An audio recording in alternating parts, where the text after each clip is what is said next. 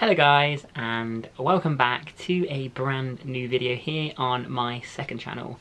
I hope you guys are well.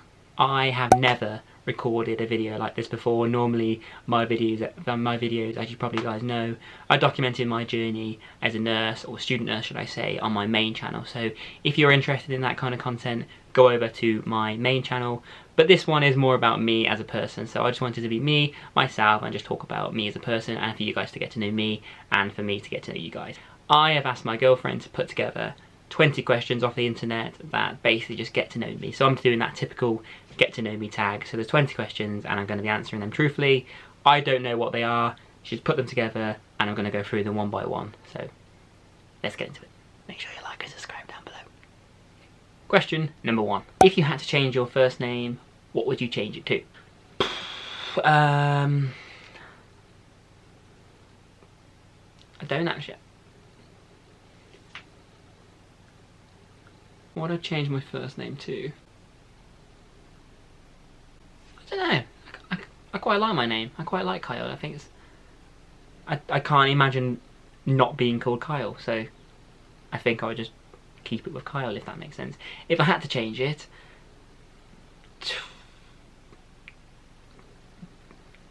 I don't know. I literally don't know. I don't know what I'd change my name to. I'm sorry. I don't know.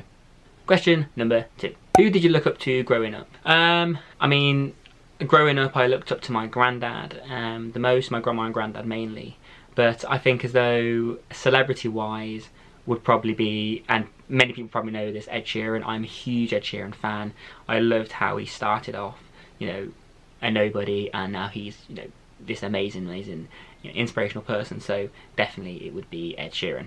Question number 3. What is your biggest accomplishment? Probably winning class clown in year 9. I think that was an amazing achievement, and I would like to thank everyone who voted for me.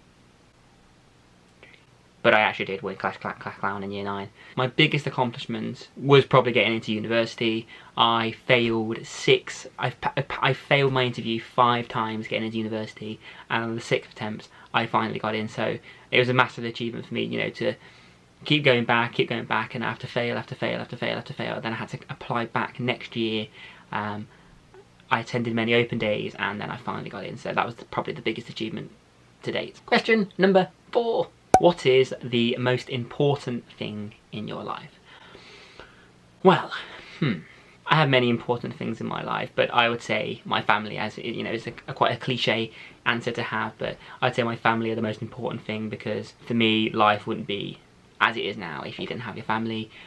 You know, Lucy, her family, and my family, and all my friends, our class as family as well. For me, that is the most important thing in my life. You know, forgetting about the career and you know, I just think mainly those. And then obviously then the second, I would say the second most important thing would be me and Lucy, you know, starting a family when we finish university. That would be the, you know, the second important thing. For me, I am very family orientated, so for me I'm very family driven, so that is up there. What is your favourite childhood memory? I have many favourite childhood memories, but I say that the fair few that comes to mind when I answer that question would probably be, and I want you to picture this, just close your eyes for a moment. It was a very windy day. I was quite young. This was when my mum and dad lived together. If you guys don't know, my mum and dad separated when I was quite young, and it was a really, really windy day, and I had this, you know, the bouncy hoppers where you hold on, and they're like the big balls, and you just hold on to them and you sort of bounce along. I had one of those for Christmas, and it was about, I don't know when it was, but it was fairly recent to Christmas, so I just had this bouncy ball thing. And my dad thought had a brilliant idea to kick this bouncy ball and into the air, you know, just into the air. He booted this bouncy ball, and I'm not joking you, it went that high, it went over the house, the wind took it, and I never seen it again. It just completely took off, and we never ever seen this bouncy ball again, and it was the funniest thing I have ever seen. I'm not joking, it was so funny. So I would say that would probably be my most favourite thing. But the thing that most makes me laugh was I had, you know, it was a very low grade phone, and I wanted a new phone. And my mum and dad actually don't know about this, so if you're watching, mum and dad, then sorry. I wanted a new phone for Christmas. This is really bad. And I went into the garden when no one was looking, and I decided to bury my, I think it was like a Nokia, in the garden, and made out to my mum and dad that I lost my phone at school.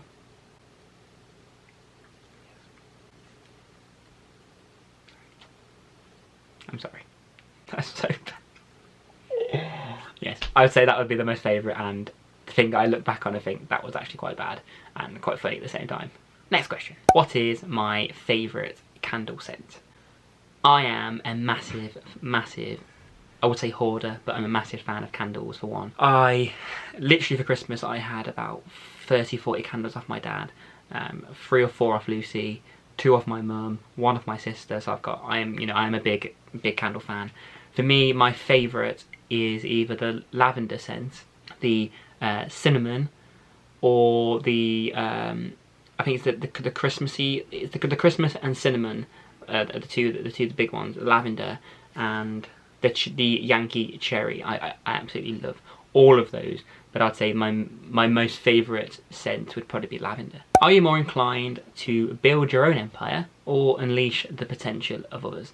I would definitely say that I'm more inclined to build my own empire, because I've always had the saying that, and it's a very famous saying, Rome wasn't built in a day. I'm very much will put the work in, like I mentioned about my interviews and stuff like that I'm very patient when it comes to my goals that I set. So I would rather set ambitious goals and work towards them in my own account, rather than just working out other people's abilities and stuff like that. That's how I've always been, so I would definitely say the first one. Are you a good cook? Before university, no. I used to mainly focus, mainly rely on my mum to cook, and also we used to have a hell of a lot of takeaways pre-university. Post-university, maybe the first couple of months, I didn't really learn to cook before, but then as you go to university, you do start to pick up and, start new recipes. I used to mainly focus off the pasta sachets, the cheese and pasta and broccoli sachets, which are absolutely amazing. But in the end, you do go off those, so you do want to experiment, mainly at university. So since I've been with Lucy, really, I've took up more cooking and stuff like that and baking. So I would say now, I wouldn't say I'm amazing, but I can definitely, cook some stuff like spaghetti bolognese. No, I can cook. I'm an okay cook. I'd say okay. Do you sing in the shower? Hell yes, of course I do. I sing in the shower every single time in the shower, and I'm not joking. It's not just like a light sort of quiet sing. I go for it. I pretty much rehearse every single Dear Evan Hansen song in the shower. Lucy can vouch for the fact that I will perform in the shower, genuinely. I'm not shy. Do you have any birthmarks? If so, where? Yes, I used to get bullied for my birthmark. I'm actually glad that she chose this question, because I used to get bullied for my birthmark. People used to say that my mum used to put cigarettes out on my head because I had a birthmark on my head. And when I was younger, it literally used to be, protruding out my head. I don't know if you can see it. It's like here. Literally completely flat now.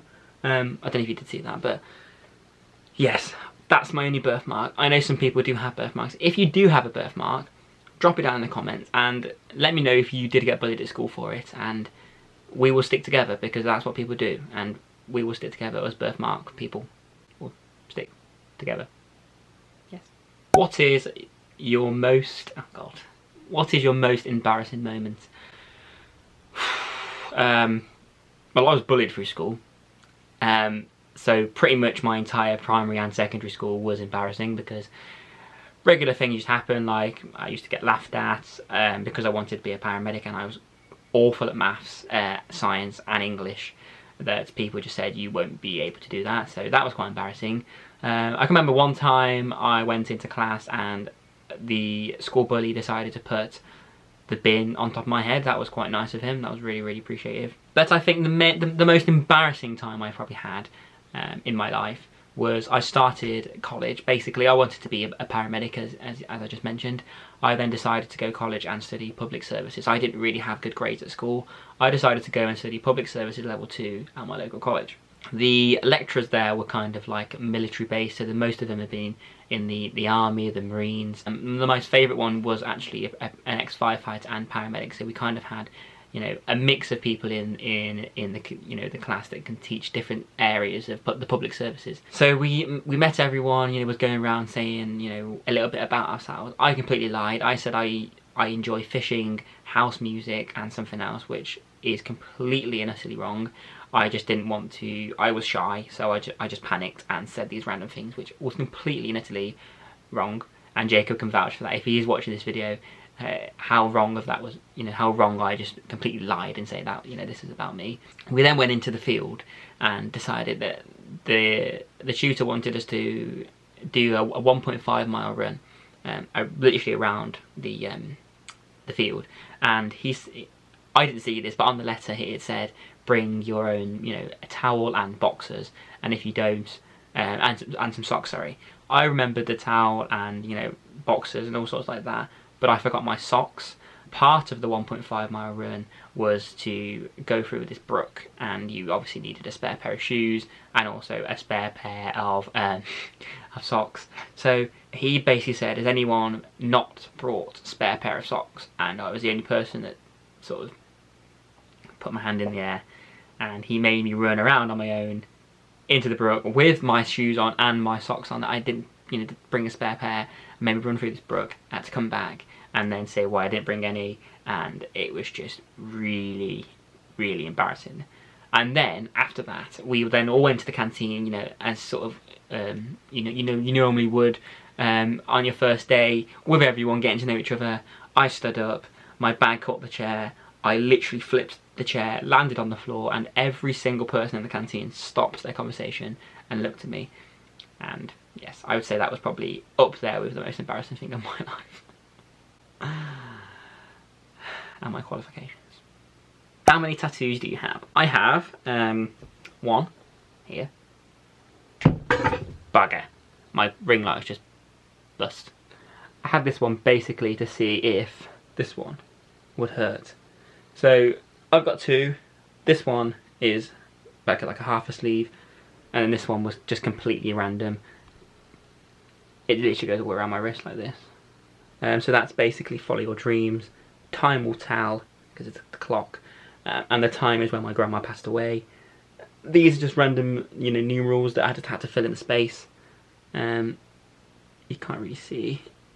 The eye is basically my grandma watching over me, and then this is like a family tree, and it has the DNA in there for the medical field, the medical base area that I'm interested in going into. Yeah, interesting fact about me. Okay, what is a strange occurrence or a strange occurrence that has happened to you that you've experienced but have never shared with anyone or rarely shared with anybody? Strangest experience probably would, the strangest experience would be, this is kind of going to be like a story time. So basically, me and Jacob used to work in the same care home as each other. We started at 8 o'clock and we finished at 10 o'clock. So 8 o'clock in the morning till 10 o'clock at night. After a long shift, we was walking back, and it was really, really dark, and we seen these people standing outside the shop with bikes. One of them just rode off, didn't think anything of it, just drove past us with. I noticed that he had a balaclava on his face. It was quite, a bit scary. I thought, didn't think anything of it. And I can remember Jacob saying, I feel like we're being watched. And I was like, wait, what are you talking about? And then the guy turned around, so obviously he sped past us on the bike, went all the way down, the road, and then came towards us, he was coming towards us. And it looked like he was going to drive past us, and then all of a sudden, swung it, put his bike next to us so we couldn't pass it, so we had to stop. And then as he did that, the guys that were outside the shop sort of come behind us, so they were like, we're here, they're in front of us, and there's some people behind us as well. So I was like, oh, brilliant, here we go. Jacob had a bag on, I didn't have anything, I just had my phone. And they were like, have you got weed? And I was like, no, we don't smoke, sorry about that, is there anything else we can help you with, basically. They said, what's in your pockets? And I said, I haven't got anything, blah blah blah, making a lie, because I didn't really want to give them my phone if I had to. I'm not a fighter, by the way, I can't fight people, but God gave me legs for a reason to run. Remember that. So they was like, empty pockets, and I was like, oh, here we go, brilliant, gonna run in a minute. And then the other guy said, empty pockets, I've got a screwdriver. No, sorry, the guy said, we've got a screwdriver. And I was like, oh, okay, how do you say to that? And he asked Jacob to empty his bag as well, and we kind of said no, but we said, oh no, I don't want to. Expected to next minute be stabbed in, in the sternum, or probably by a screwdriver. At which point the guys in front of us started arguing, saying, where's the screwdriver? I thought you had the screwdriver. Bearing in mind, me and Jacob had stood here not saying anything. they're arguing about who's got the screwdriver and where the screwdriver is. I sort of say like, is there any, I don't know what to say. Like, I just sort of looked at them and said, well anyway, it was nice to meet you guys, and we walked off. I swear to God this is true. We walked off, they rode off and said, oh, we're gonna fucking get you down the corner. Bearing in mind, I'm sorry, I'm swearing. And we're gonna get you, you know, blah, blah, blah. And we never seen them again. Me and Jacob didn't speak of this until we got back, and then just completely burst out laughing. It was the strangest experience ever. Literally thought I was gonna be stabbed. I was planning my escape route with Jacob. I didn't know whether I was gonna, you know, just something come over me and this adrenaline and somehow get out of this, or I was just gonna run. I didn't know what was going on. All I knew is I wasn't gonna give him my phone. So yes, that was probably the strangest experience of my life. What is the one guilty pleasure you enjoy too much to give up? Many of you probably know that I was a vegetarian. I say was because I'm not anymore. Yes, that's a complete different video that I'm going to go into another time. But I wanted to, you know, maybe do like become a vegan for a week or something like that. But I absolutely love cheese and I adore milk, so I just couldn't do it. So the fact that my guilty pleasure is cheese, I absolutely love cheese. So I'll say that would be my guilty pleasure, and that's probably the main reason why I didn't, you know, attempt to become vegan for, you know, that veganuary phase, because I adore cheese. Next one, what piece of technology can you not live without?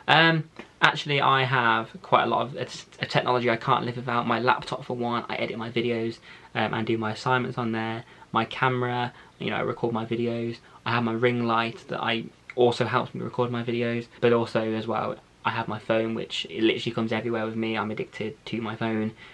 Sometimes it's really bad. I have to literally set, you know, alerts to say get off your phone sometimes. But also I have my Kindle and stuff on my phone as well, so I can read before I go to bed. So I'd say probably mainly my phone. I won't be able to live with my phone, definitely. And then probably my laptop, because I need to do my assignments on there, if I'm not on my phone. What is something you have never done but you'd like to do? I've always wanted to go into a hot air balloon. That is something I've always wanted to do. There's a lot of places I would love to go and visit, like Australia. I've always wanted to go to the Disneyland in Florida. I've always wanted to go to an active volcano. I've always wanted to, and I'm not saying I'm fitness ready now, and I probably never ever will be, but I've always wanted to run a marathon or a half marathon. I applied like 2 or 3 years ago for the London Marathon, but I was declined. So I've always wanted to run a marathon. If you had 1 year left, what would you like to do for it? I would definitely go and do the stuff that I've always wanted to do, like I mentioned beforehand. And if I've already done those, then I'll just go travelling around the world and just completely go to every single country and live the best life. Do you see the glass as half empty or half full? I would see it as half full, because that's just how I am. Would you rather forget to pack clean underwear when travelling or forget to pack your footwear? To be honest, since being with Lucy, Lucy doesn't, you know, let me forget my underwear, but normally I would just completely, you know, underpack my underwear, because that's what boys do. They just wear your underwear once or twice, maybe 3 times, just turn them inside out. That's what boys do. But as Lucy, you know, just smacks me into place and say, no, you're not doing that, that's disgusting, probably would be footwear now, but before it would probably be, you know, boxers and socks and stuff like that. So probably I'm just always forgetful, so I'll probably forget both of them. Pick one. Chatting or phone call. Bye. Bloody hell. Pick one. Chatting or phone call. I would definitely say chatting. I don't really like calling people up. I sort of, you know, say what I need to say on the phone, and then I just, most of the time after that, I try and end the call.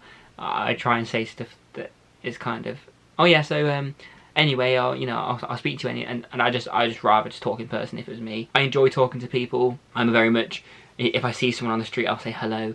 I'm always the sort of person that's talking to the taxi driver on a night out, and just if we're in a taxi, you know, anywhere, I'm always the sort of the person that will just talk to anybody. I don't like talking to people on the phone. I feel as I have to put on a voice, and I just don't like it, basically. If you could meet any person from history or current alive, who would it be? 100% it would be David Attenborough. I think he's amazing, and I'd love to meet him one day, but probably will never ever meet him. But he was the main reason why I decided to go vegetarian at the start, and I just think he's an amazing human being, and it's going to be a very, very sad time and a sad world when he goes. So thank you guys for reaching the end of this video. If you have enjoyed, you know, this is a very, very different video than what I normally would record.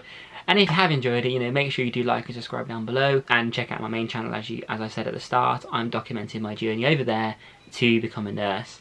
Make sure you follow me on social media platforms, which will be in the description below. And yes, I'll catch you guys in the next video. Bye. Bye-bye.